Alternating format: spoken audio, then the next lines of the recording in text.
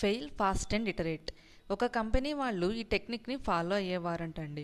అదేంటంటే చిన్న చిన్న ఎక్స్పెరిమెంట్స్ని వాళ్ళ ఎంప్లాయీస్కి ఇచ్చి వాళ్ళలో చాలామంది ఫాస్ట్గా ఫెయిల్ అవ్వడానికి ఎక్స్పెక్ట్ చేసేవాళ్ళంట. నెక్స్ట్ దాంట్లో ఉన్న డ్రాబ్యాక్స్ తెలుసుకొని ఆ ప్రాసెస్ని కంటిన్యూ చేసేవాళ్ళంట. మనమైతే ఎలా ఆలోచిస్తాం? సక్సెస్ అవ్వాలని ఆలోచిస్తాం. ఈ ప్రాసెస్ వల్ల వాళ్ళు చాలా ఇన్నోవేషన్స్ చేశారంటండి. ఇది అర్థం అవ్వాలంటే నేను మీతో ఒక ఎగ్జాంపుల్ షేర్ చేసుకుంటాను. ఒక స్టూడెంట్ ఒక ప్రాజెక్ట్ గురించి సర్వే చేస్తున్నాడు. ఇనీషియల్ అటెంప్ట్లో ఆ సర్వే కండక్ట్ చేసి యూజర్ ఫీడ్బ్యాక్ తీసుకోవాలి అనుకుంటాడు. చిన్న గ్రూప్తో స్టార్ట్ చేస్తాడు. దాంట్లో ఓన్లీ 10 మెంబర్స్ ఉంటారు. 2 days తర్వాత 2 రెస్పాన్సెసే వస్తాయి ఆ స్టూడెంట్కి.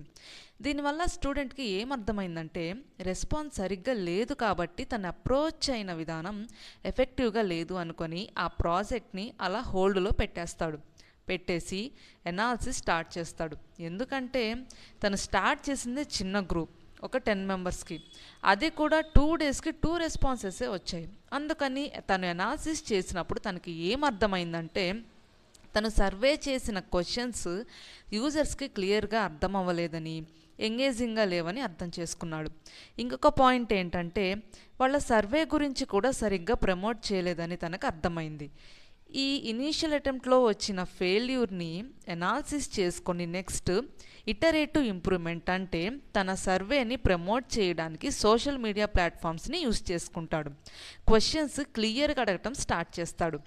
ఇప్పుడు ఈ ప్రాసెస్ అయిపోయిన తర్వాత తను ఇంప్రూవ్మెంట్ చేసుకున్న తర్వాత సెకండ్ అటెంప్ట్ చేస్తాడనమాట. ఈ ఇంప్రూవ్మెంట్ వల్ల 2 daysలో 15 రెస్పాన్సెస్ వచ్చాయి. స్టార్టింగ్లో ఓన్లీ 2నే చెప్పుకున్నాం కదండి మనం.